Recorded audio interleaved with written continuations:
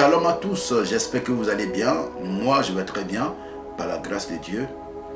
Et grandement joie de nous retrouver encore ce jour sur notre émission Dévotion matinale. Vous savez, il y a certaines personnes qui vivent les mêmes choses, ou du moins ce que tes parents ont vécu. Ces mêmes choses se passent avec toi aujourd'hui. Vous allez voir dans certaines familles, le père a commencé quelque chose et il n'a pas fini, l'enfant, même chose. Dans certaines familles, ta mère a quitté le mariage quand tu étais né, peut-être 1 an, 2 ans, 3 ans, et tu vois que c'est la même chose qui se passe avec toi. Quand tu as un enfant, c'est fini, tu es parti. Ce n'est pas une fin en soi, ce n'est pas une fatalité. C'est qu'il y a des problèmes que nous n'avons pas traités du fond en comble lorsque nous venons à Christ. Et c'est pourquoi certaines choses nous rattrapent, l'histoire se répète. Le thème de mon message ce jour est intitulé « L'histoire ne va pas se répéter avec moi ». Ce que tes parents ont vécu, c'est ce qu'ils ont vécu. Nous allons voir 2 exemples dans la Bible, de 2 patriarches. Je vais parler d'Abraham et d'Isaac. Certainement tu connais cette histoire. Allons dans Genèse chapitre 20, pour voir ce qui s'est passé avec Abraham. Genèse chapitre 20 à partir du verset 1. Abraham partit de là pour la contrée du Midi. Il s'établit entre Kadès et Chour et fit un séjour à Guérar. Abraham disait de Sarah, sa femme, c'est ma sœur. Abimelech, au roi de Guérar, fit enlever Sarah. Alors Dieu apparut en songe à Abimelech pendant la nuit et lui dit, voici tu vas mourir à cause de la femme que tu as enlevée, car elle a un mari. Abimelech, qui ne s'était point approché d'elle, répondit, Seigneur, ferais-tu périr même une nation juste? Ne m'a-t-il pas dit, c'est ma soeur? Et elle-même n'a-t-elle pas dit, c'est mon frère? J'ai agi avec un cœur pur et avec des mains innocentes. Dieu lui dit en songe, je sais que tu as agi avec un cœur pur, aussi t'ai-je empêché de pécher contre moi. C'est pourquoi je n'ai pas permis que tu la touchasses. Maintenant, rends la femme de cet homme, car il est un prophète. Il priera pour toi et tu vivras. Mais si tu ne la rends pas, sache que tu mourras, toi et tout ce qui t'appartient. Abimelech se leva du bon matin et appela tous ses serviteurs et leur rapporta toutes ces choses. Et ces gens furent saisis d'une grande frayeur. Amen. La suite, vous pouvez lire à la maison. Voilà quelqu'un, Abraham, qui a pris sa femme pour aller dans une contrée. Et la Bible nous dit que Abimelech, le roi de cette nation, a pris la femme d'Abraham, Sarah. Parce qu'Abraham craignait pour sa vie. Il dit à sa femme, comme tu es très jolie, tu es très belle, écoute, il vaut mieux que tu dises que tu es ma soeur. Et je ferai de même. Comme ça, j'aurai grâce aux yeux du roi de Guérar, aux yeux d'Abimelech, pour trouver à manger, afin qu'on ne me tuasse point. Et c'est ce qui va arriver. Mais Dieu n'était pas dans le plan avec Abraham à empêcher Abimelech de toucher à Sarah. Toi qui es en train de me suivre ce matin, peu importe à laquelle tu es en train de me suivre, certainement tu prends des décisions, Dieu n'est pas dedans. Lorsque la main de Dieu est sur toi, Dieu va t'empêcher de poser certains actes qui peuvent te nuire. Et c'est la même chose que Abraham a fait. Il a fait cela. Mais comme il était ami de Dieu, Dieu était obligé d'intervenir dans son projet, dans son cas. Alors sois ami de Dieu. Sois ami de Dieu, bien-aimé. Ne reste pas loin de Dieu. Marche avec Dieu. Laisse que Dieu puisse marcher avec toi. Et sois sincère, sois intègre dans tes marches avec le Seigneur. Abraham a été intègre. C'est pourquoi Dieu est venu sauver Abraham, sauver son couple, sauver son foyer, sauver sa femme. À cause de la nourriture, de peur de mourir, il a livré son foyer. Et Dieu a intervenu. Dieu dit, cet homme, c'est un prophète, va prier pour toi. Dieu même dit à Abimelech, il dit, la femme là, tu vas mourir. Mais Dieu savait que le gars avait les mains innocentes. Le gars agit avec un cœur pur. Parce qu'on lui a dit, Abraham lui a clairement dit que non, c'est ma soeur. Et la femme aussi a dit, c'est mon frère. Mais en réalité, je peux vous dire que Abraham ne mentait pas. Mais quelque part, il a menti. Parce qu'il a épousé effectivement sa soeur. Sarah, c'est sa soeur de même père, mais pas de même mère. Quand vous lisez la suite, vous allez comprendre. Le gars avait dit clairement, il a précisé. Et fort heureusement, Dieu agit dans cette situation et Abimelech n'a pas touché Sarah. Sinon, Abraham allait lire il allait prendre son gourmet spirituel. Et ce qui n'est pas arrivé. Lisons maintenant. Genèse chapitre 26. La Bible va nous dire que la même chose va se reproduire. Alléluia. Dans les mêmes situations. Dans les mêmes conditions. Genèse chapitre 26. À partir du verset 1. Il y eut une famine dans le pays, outre la première famine qu'il eut lieu du temps d'Abraham, et Isaac alla vers Abimelech, roi des Philistins, à Guérar. L'Éternel lui apparut et dit, ne descends pas en Égypte. Demeure dans le pays que je te dirai. Séjourne dans ce pays-ci, je serai avec toi, je te bénirai, je te donnerai toutes ces contrées à toi et à ta postérité, et je tiendrai le serment que j'ai fait à Abraham, ton père. Je multiplierai ta postérité comme les étoiles du ciel, je donnerai à ta postérité toutes ces contrées, et toutes les nations de la terre seront bénies en ta postérité. Parce qu'Abraham a obéi à ma voix et qu'il a observé mes ordres, mes commandements, mes statuts et mes lois. Et Isaac resta à Guérar.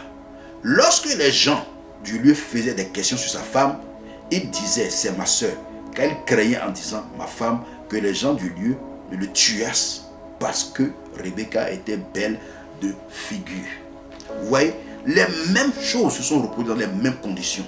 Au temps de famine, au temps d'Abimelech, la même chose. Toi aussi, certainement qui est en train de me suivre, tu prends des décisions à compte courant parce qu'il y a des choses qui ne vont pas dans ta vie. Tu ne fais comme les autres. Telle personne vend ceci, tu veux aussi vendre.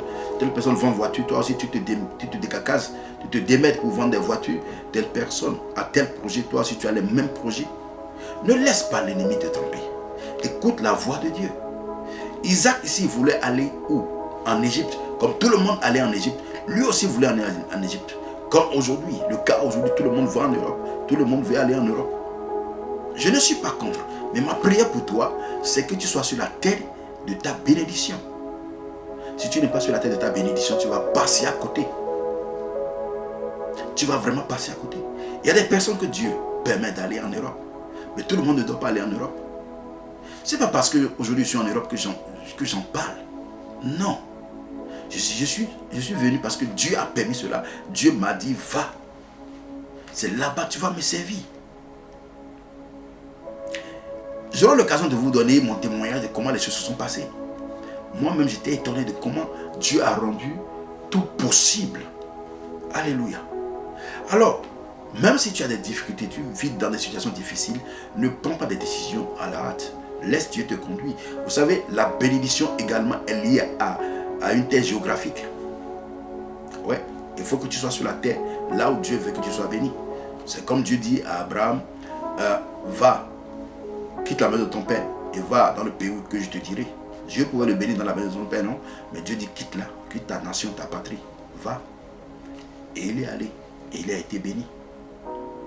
Revenons sur notre histoire.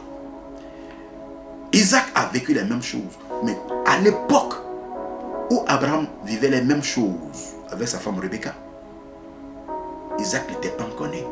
Mais comment il a su l'histoire? Mais comment la même chose se reproduit dans les mêmes conditions? Refuse de payer la facture de tes ancêtres.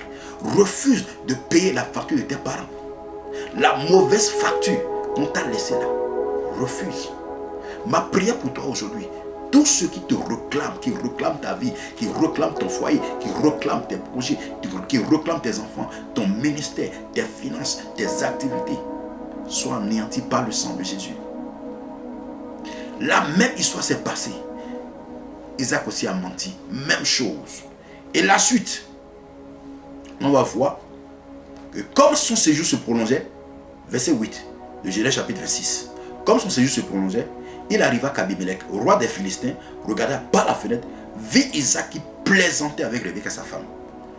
Abimelech fit appeler Isaac et dit, certainement c'est ta femme. Comment as-tu pu dire, c'est ma soeur?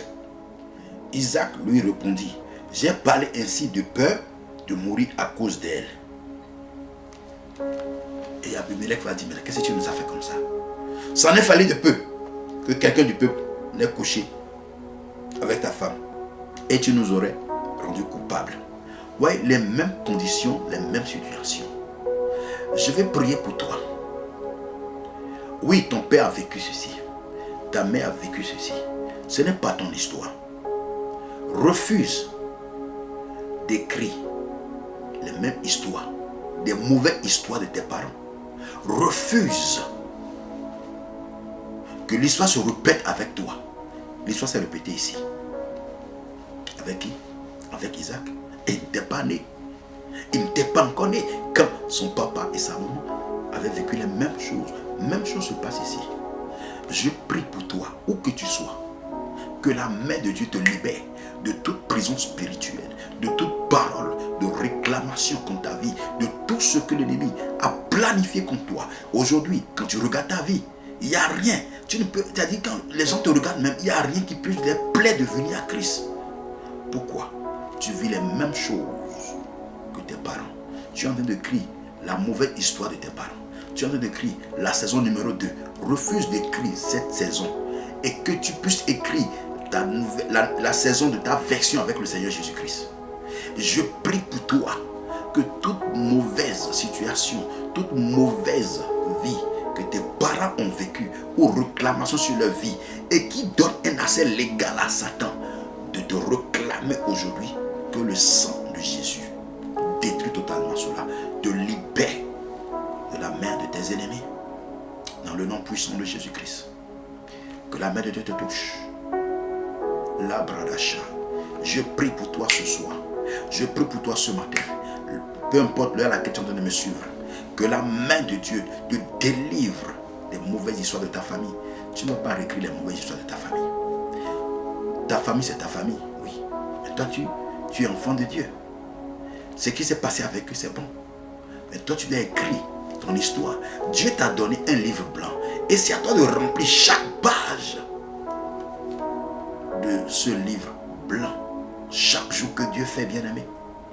Alors, ne laisse pas le passé de tes parents te rattraper. Ne laisse pas la mauvaise vie de tes parents te rattraper. Ne laisse pas des réclamations sataniques, démoniaques, de la sorcellerie te réclamer au nom puissant de Jésus-Christ. Lève-toi. Dans certaines familles, vous allez voir, il y a un homme qui se lève, qui se marie. La femme le quitte ou il divorce. Et la même chose se répète parce que son papa ou son grand-père a vécu la même chose. Il est devenu polygame. Je connais des personnes qui ont juré bec et ongle qui ne seront jamais polygames. Mais là, je vous parle, les chrétiens sont devenus polygames. La polygamie, ça c'est les anciens temps.